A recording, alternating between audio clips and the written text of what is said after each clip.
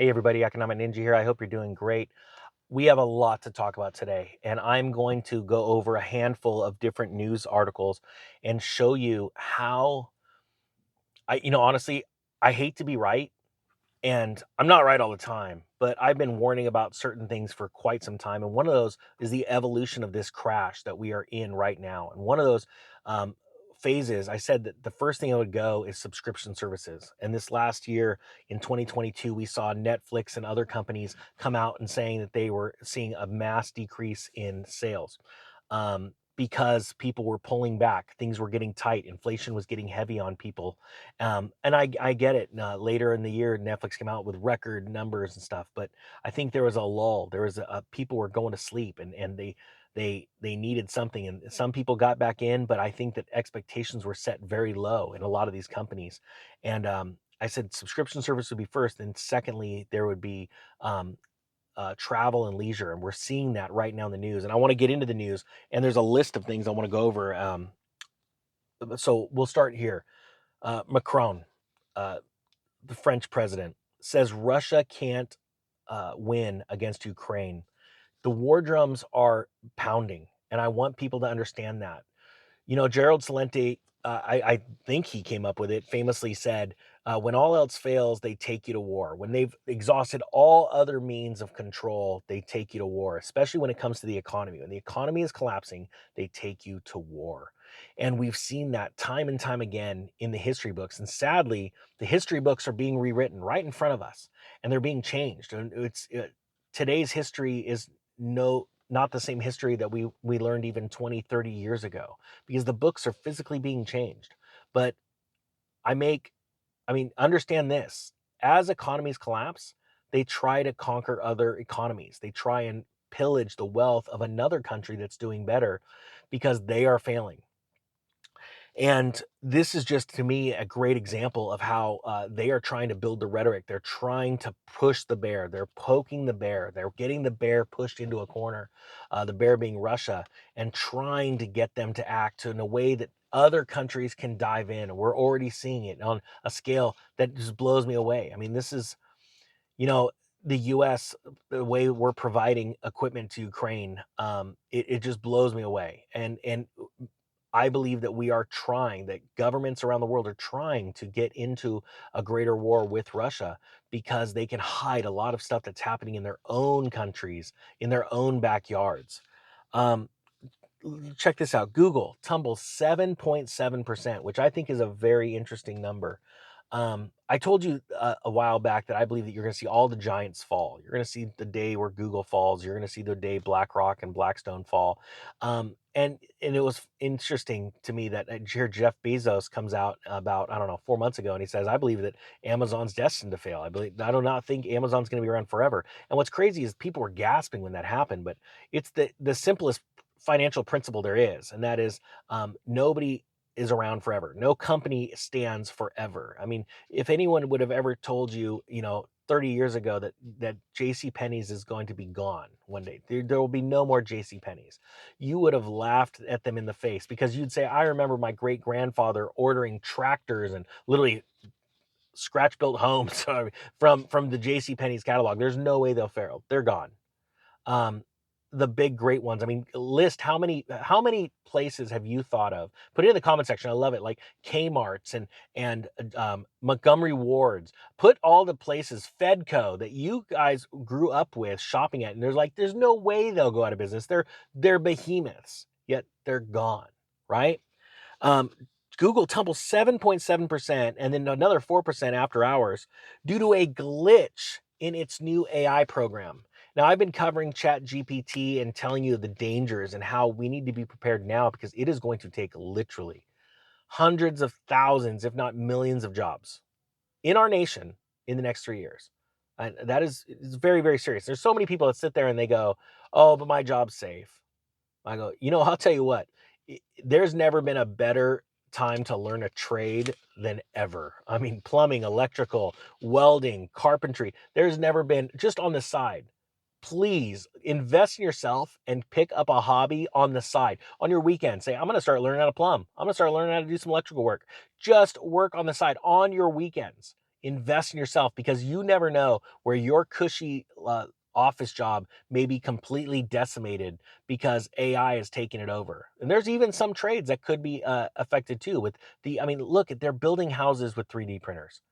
And if you think that's just a novelty, yeah, you probably thought that electric car was a novelty too when it first came out, and now you're going, oh crap. I mean, I drive one, not me, but I'm talking for you. Okay, you get it. Here's another story, a headline that's blowing me away. Total U.S. jobless claims near a 1-year high. Now, I get it. We just had this blowout jobs number, which only proves my point that the Federal Reserve is not done raising rates. They have not officially broken the backbone of the consumer. But you have to understand, too, that the bar is being set super low. Excuse me, though, that literally the Wall Street can go, look, we're winning. Things are good. They're rosy. But like, no, the level, the gradient, the yardstick has moved, right? For lack of better terms, literally. Um, we are at near 1-year highs right now. Um, it's going to get worse. We're seeing companies laying off people in droves. That brings us to the next story. Disney. You guys know how I feel about Disney. I grew up being such a Disney fan, but to watch how woke they are, and oh gosh, I can't bring myself to go to one of their parks. But it sounds like lots of people aren't doing that. And this ties into what I was talking about in the beginning about travel and leisure. Moves into travel and leisure.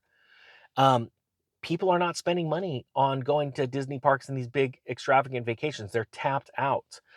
Disney to cut 7,000 jobs and slash, this is the big one, $5.5 billion in cost, and unveils a vast restructuring. Now, I want you to understand the only reason they would unveil a vast restructuring is because they are going broke. Go woke, go broke. So you could tell I don't really feel sorry for them. I do feel sorry for the 7,000 people that are going to lose their jobs. And sadly, probably those that were forced to do things to their body that they didn't necessarily want to do to keep those jobs, now they're losing them. But think about this. When a company says we're slashing $5.5 billion in costs, that now is $5.5 billion that is not being spent into the economy. That money has now disappeared. That is how you need to think about this. When you start to really realize the matrix that is the financial system, that is Walmart, Walmart's matrix, that is Wall Street. It is a matrix. When you realize that, you go, okay, they're spending 5.5 billion less. That means that's 5.5 billion dollars that is not going to mom and pop shops, contractors, and those contractors that work for Disney that employ people. That means that is going to exacerbate the layoff. It's not just 7,000 people and 5.5 billion in cost savings at Disney. It's now going to push into all the subcontractors that work for Disney. And they said right here, they lay it out very, very clear on the Disney stuff. It's getting cut in not only, it says right here, entertainment and ESPN, but also parks and experiences. And I believe that you are going to see the greater part coming out of parks and experiences over the next few months. And the reason why is they don't want to tell you that attendance is down. Because if they tell you attendance is down, you're less likely to go. I know it sounds crazy because you go, no, I'd want to go. I want to beat the crowds. But emotionally, a lot of people go, well, wait a minute. If less people are going to Disney, what's going on? Because most people are followers. They're not leaders. And so, it's not like the housing crisis that's already starting. The really big, exciting part happens when it's all over Wall Street and the stocks are tanking because they're being led down by the home builders. And then it's all over the news. And then what happens is the buyers go, oh, crap. What? Well, maybe I shouldn't be buying a house right now if no one else is. And it's insane. It's wild. Like, the mainstream has not picked up on the narrative of real estate crashing. It's really being pushed out by channels like this, right? Like, hey guys, sales have stopped. They've collapsed. Now prices are down like 9, 10, even 15% in some of these larger cities, right? And people are pushing it off like, oh, well, I mean, they had a massive run up. Of course, this is just a good stabilization. Oh, it's not. See, just like Disney, when they cut 7,000 jobs, that's 7,000 people now that have less money to spend on stuff, going out to dinner, things like that. When they cut $5.5 billion, now those companies have literally 5.5 billion less in revenue, which means they have to cut their spending too. See what happens then over time, it exacerbates, gets worse and worse and worse. You are witnessing the crash right now. You know, I did a video earlier about Disney. I don't actually know when this is coming out, but Credit Suisse, massive, massive outflows. There is a run on the bank, and the second largest Swiss bank, one of the largest banks on earth, is having a bank run right now. You're not going to see that in the mainstream press until it's too late. And then by the time it gets in the mainstream press, then everybody sees it. And then all of a sudden they start going, should I pull my money out? This isn't going to happen tomorrow. It's happening today. But down the road, the next few months, later into this year, you are going to see massive problems. And I want you to be ready for it. Start now. Get out of debt. Today, you have money in your hand. Don't spend it on something you can't afford. Do not go out and buy a new car. The Ninja's cruising his Kia. I got a truck too, but the Ninja's cruising his Kia with the paint literally falling off. I should take you outside and show you chunks of paint falling off this thing. I got the money to go buy a nice car. I'm not doing it.